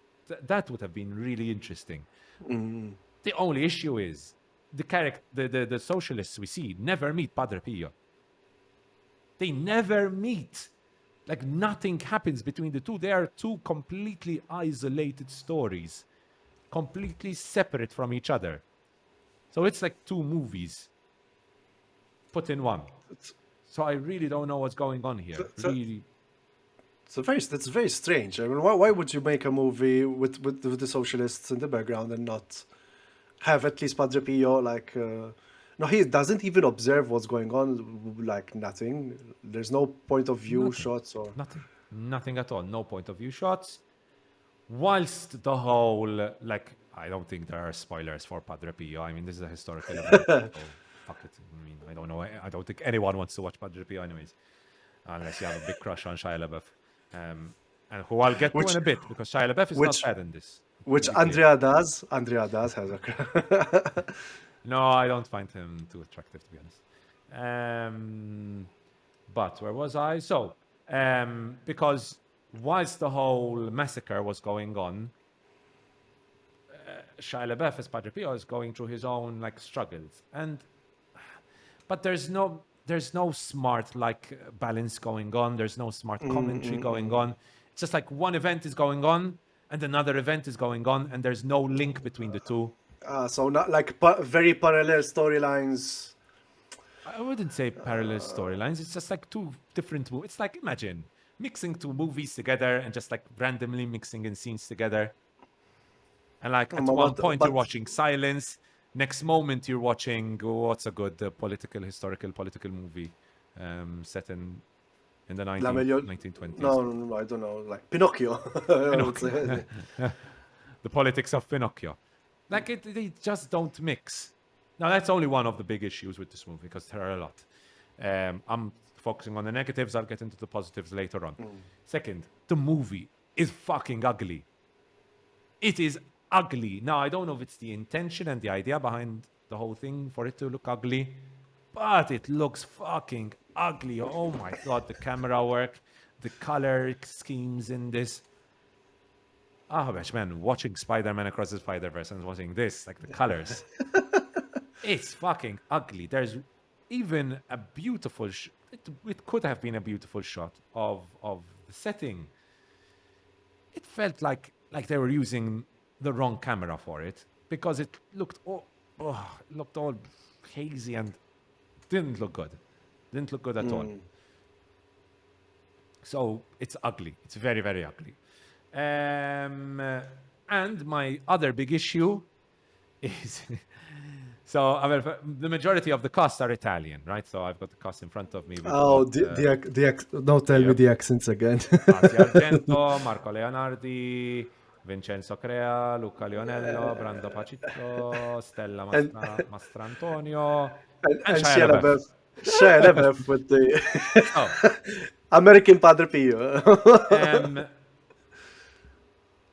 Ferrara gets all these like Italian actors and actresses, and instead of having them speak in Italian and putting subtitles at the bottom, he just has them speaking in English, right? And I can understand, like, Italians have a very strong accent. Italians don't, at least now it is the case that Italians learn English at a very young age, but for many of these actors, they didn't learn English at a very young age. So obviously they're going to speak with a strong accent. And you can tell there's a very strong accent. And a lot of these, especially older actors, do very much struggle with the dialogue. You can tell that they are very much struggling with the dialogue. And it's almost comedic how much, especially when they're like, stop him, kill him, shoot now, with these like really strong accents. And I was like, is this a comedy or is this serious? Like, it's like Jared Leto in what was that movie? In House of Gucci. House of Gucci. It's like Jared Leto in House of Gucci. But at least I knew there was a comedic element to that. But here we have, no, shoot them now, with this like really strong Italian accent. And I was laughing at times. And I knew this wasn't a joke. I knew this was just Italian actors struggling with their English. And that's one thing about it. But then you have Shia LaBeouf, who gives a very good performance, very committed performance, with a strong American accent in it. I couldn't. I couldn't. I couldn't. And I was laughing so much. And like he's speaking to this priest who's speaking about how he has these like sexual thoughts about like, a young kid, and Shia LaBeouf is speaking with this strong American accent, and the other actor who is the priest is like really struggling with the dialogue and to give like there's obviously with all of this down there should be a lot of gravitas to what's going on screen, but it just becomes comedic. There's no gravitas at all to it. And which is unfortunate because it's actually a very good performance by Shia LaBeouf, minus the accent. And there are some scenes involving him and the devil, which are very good, very very good. Now the devil has this strong, is the other character who has a strong American accent, and that's fucking funny. But Okay. I was just laughing most of the time in this movie when I shouldn't have been laughing. But anyways, But yeah, how Franco. the mighty have fallen, because Abel Ferrara had like Yes. in the 80s 80s and he had a 90s, good, yeah. 90s, yeah, he had a good streak, but now he's been struggling, and he got like Willem Dafoe working for him as well. He had Shia LaBeouf in this one, and Yep. I mean, let's hope he strikes gold again, man, because it's I don't know. I don't know what but, went on here. And listen, there is No. potential for a good movie here. Don't get me wrong. There is potential for a very good movie. There is a bloody very interesting story if they could tighten up the politics side of things, focus on the socialists, but link that with Padre Pio. There is a good story to put out. yeah, it's like there's no thematic linkage as well. But there's what no you're saying link as well. between the two. There's no link between the two. That's Just true. make the whole movie in Italian, or let's just get like American actors to do the whole thing. Like if I admire the fact that he got Italian actors to do it, but just have them speak in Italian then. Like why if because the older actors especially were really struggling. They were really struggling with their English. You could tell it was a struggle. But anyways, on Letterboxd it's a 1.5 out of 5. Wow. Okay. 1.5 for Shia LaBeouf. That's pretty much it for his commitment to the role. That's pretty much it. And that is my review for Padre Pio. And to conclude, Franco. With the church bells as well, ending ending the review of the church bells of where is Halasha? Oh, you live in Halasha? Of No, not Hasafi. Hasafi. Hasafi, yeah. Of Hasafi. And to And to conclude, conclude, a reality. We're very, back to very good reality. movie. Franco, what did you think? I enjoyed it. I mean, it's a dialogue-based thriller. I like Sydney Sweeney. It was a very interesting concept because so basically, Realities is the movie which has been built around the transcript of the recorded dialogue of the arrest of Reality Lee Winner. Yes, that's the name of the character, which is based on a real life person. What was she? Yeah, she's basically, the synopsis goes, a former American intelligence specialist was given the longest sentence for the unauthorized release of government information to the media about Russian interference in the 2016 United States elections via an email operation. And yeah, this former American intelligence specialist, her name is Reality Winner. This is not a comedy. There are some light moments. Sydney Sweeney kills it. She needs. so good. She was so good in this one. She was so good. She needs more. Please give her more roles like this. Yes. Not like in the Voyeurs. The Voyeurs. This is like what do they say? It's like salt and soap. They have nothing to do with each other basically. Because she carries the movie on her own. It's a great ensemble piece as well, because Very even good, the very much agents, so. even the agents are really good. Now the concept of this movie was all the dialogue was based verbatim.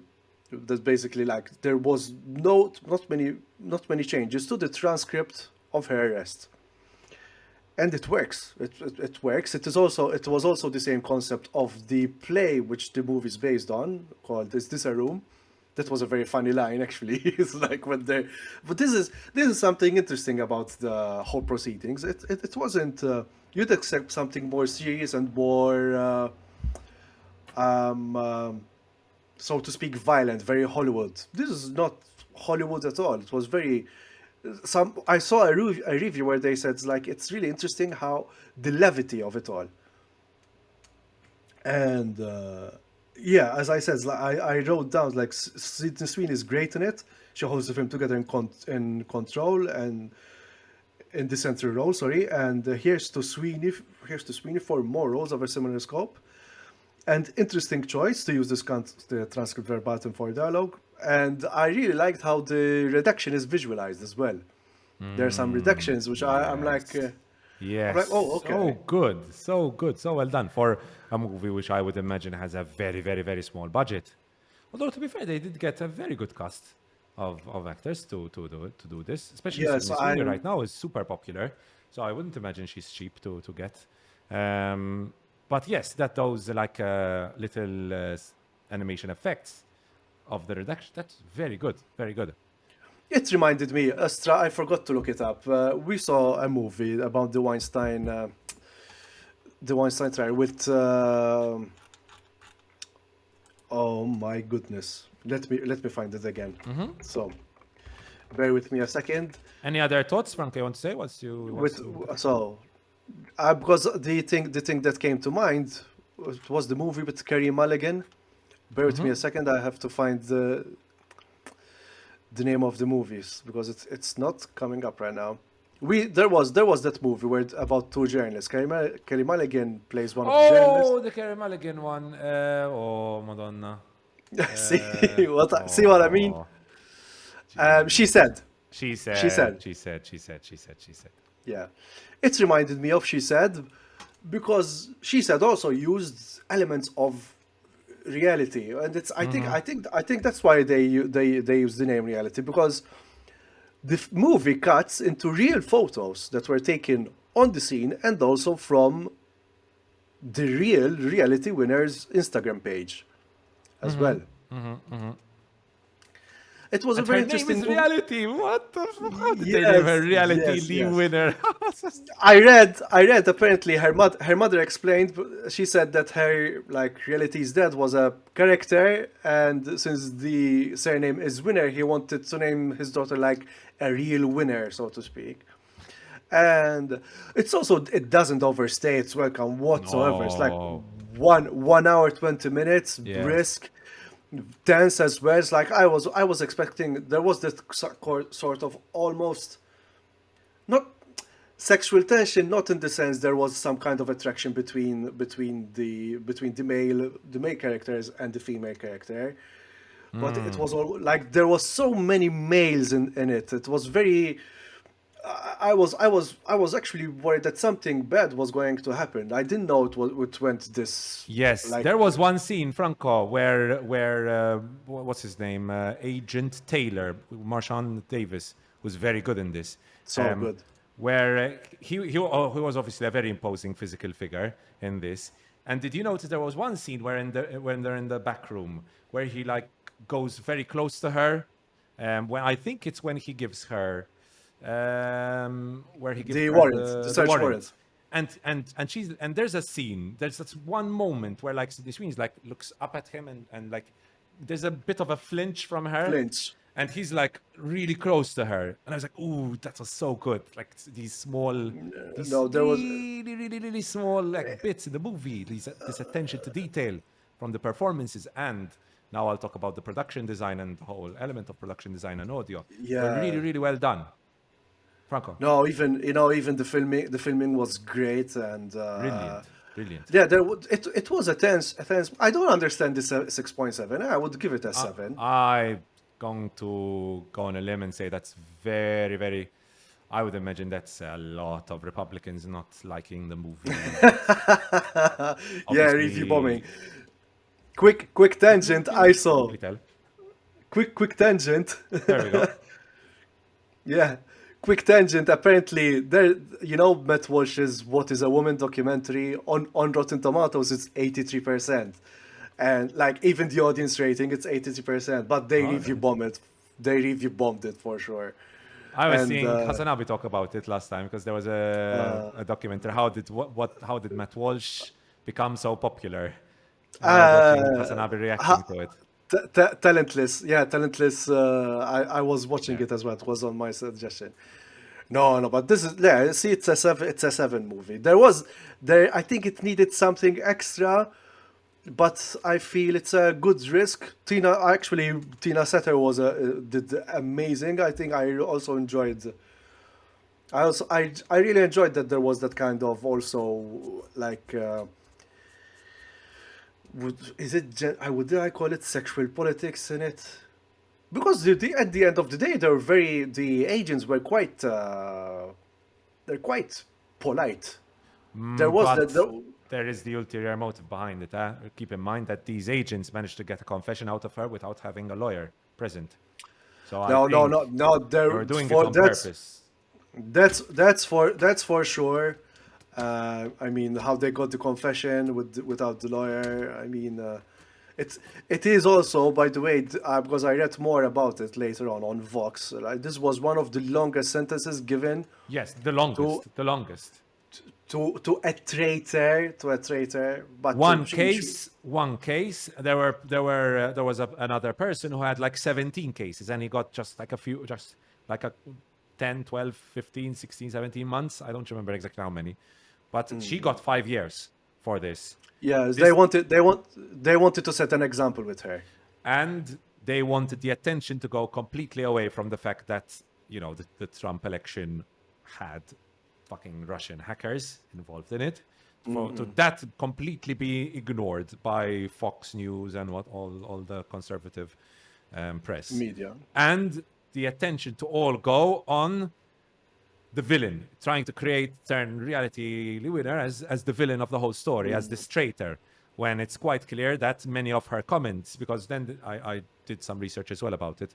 Apparently, they were saying that she said that she hated America, and that was No, just a no. joke. That was clearly a joke taken out of context. This is like with Hassan, like they would like to do with Hassan. They like to take like Yeah, yeah. small comments from Hassan in this like 8-hour stream. They take a small comment from him, which is a joke, and then paint him as the villain. They did the Yeah, same yeah. thing with her, but on a much worse scale, because obviously she ended up spending 4 years, I believe, before she was released in Yeah, prison. she was released on good behavior, and no, but they really, she didn't say anything like. I mean, she hated America but for good reasons. Like this is Yes. she was because at the end she was also like a gun-loving American as well. She just Yes, didn't yes, like the way it was becoming. And yeah. like if there was Russian interference, that's she I think at the end of the day, despite the sacrifice she had to go through, she did the right thing. She And did the right thing, yes. there was lots of going back and forth if there was Russian interference or not. And there was the report just right in front of her face, she was saying. So yes, leak it, I The mean, Fox News scene where they're saying there is not a shred of evidence that there was, and you literally have the evidence right in front of you. That's so good. That's so so good. No, it's great editing as well. Yes, that very I good also editing. did. You like the snail bit as well? Like how Oh, so good. it's Beautiful shot as well. it's very well intended filmmaking. Yes. Again, I think I don't know. I'm giving it a seven. I cannot put my finger on it, but I would watch it again with my father because it's a good movie. Yes. I think Yes. maybe it does take a bit long for it to get into gear, but it is. Really? I think it's. I did find it. I did I find there was was. in from the opening scene. Like I was Okay. in from the opening scene. Like I was fully engrossed with this movie. No, I would give this, I think, a 4 out of 5. I definitely give this Okay. a 4 out of 5. Something I wanted to mention, because this movie is makes me so happy with the sound design. The sound design in this Oh was really, really yes, good.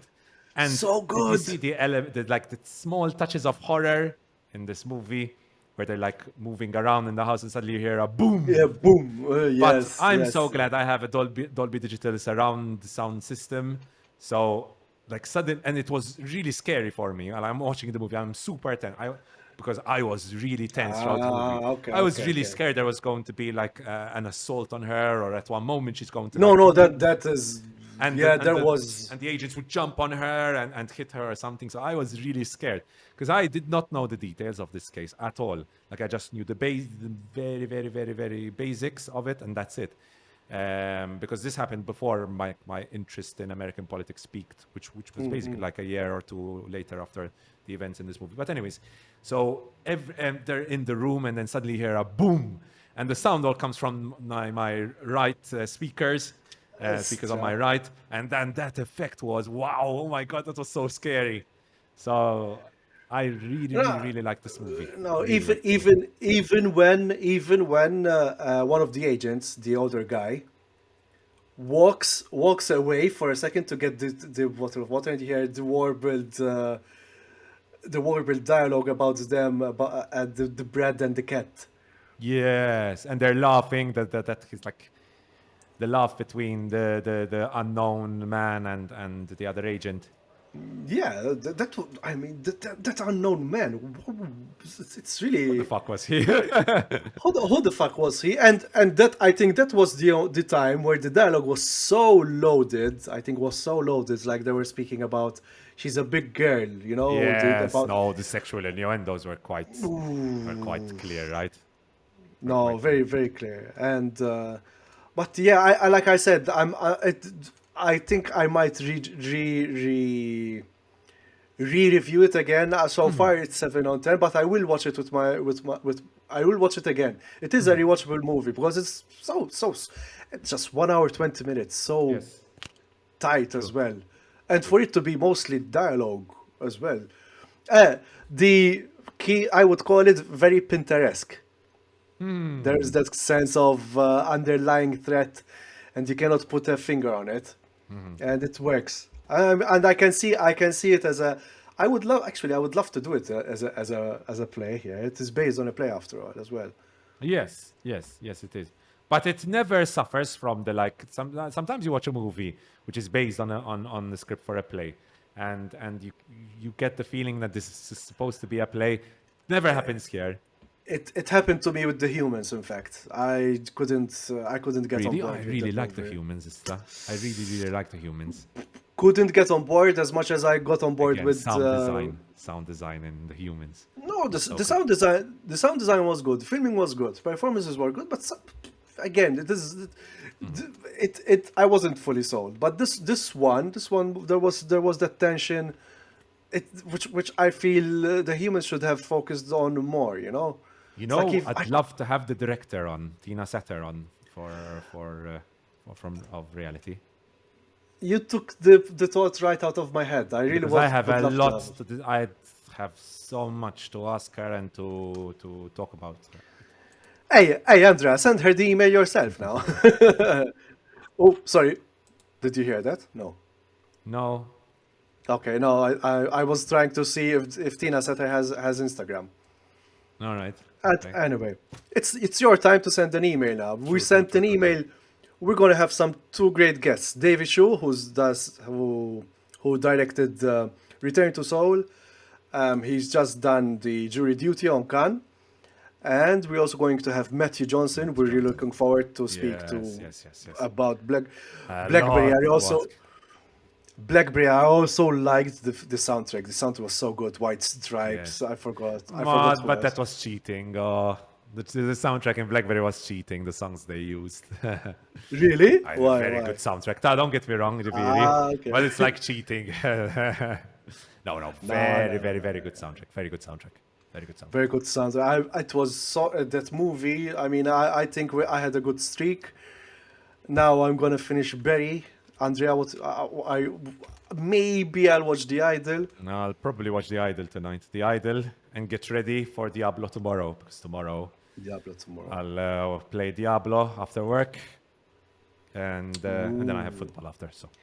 When are you going to finish work? When's the summer recess coming? Now I have exams. Now I have exams. So on the 8th, Thursday, 8th of June, first exam papers come in because they have English, the year 7th, and then the second set of papers come in on like the 20th, I believe. So after that, I'll be pretty much free. That's why in the next few weeks, I won't be able to edit too much.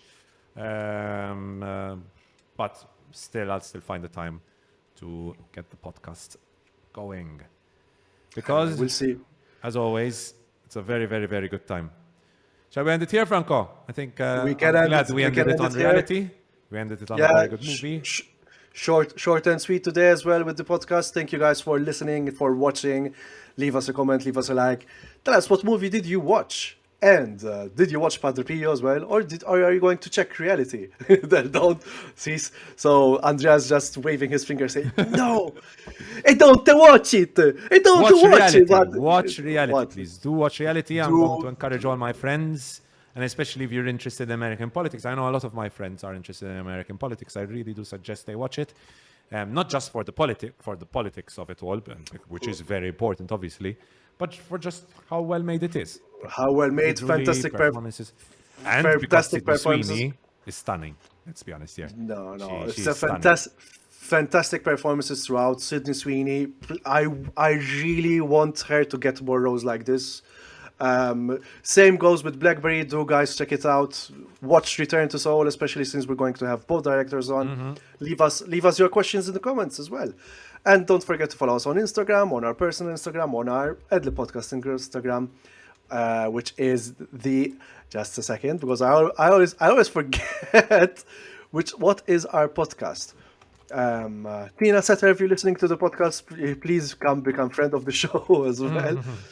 So because we really want to see what she has on her mind. I think our Instagram is adlibpodcast.mt. Yes. Adlibpodcast.mt. Yeah, exactly. And thanks everyone for all the comments that you leave us. We appreciate them. Thanks for the feedback. And without much further ado, Adieu. Ciao, ciao, guys. Ciao, Franco. bye guys. Ciao ciao.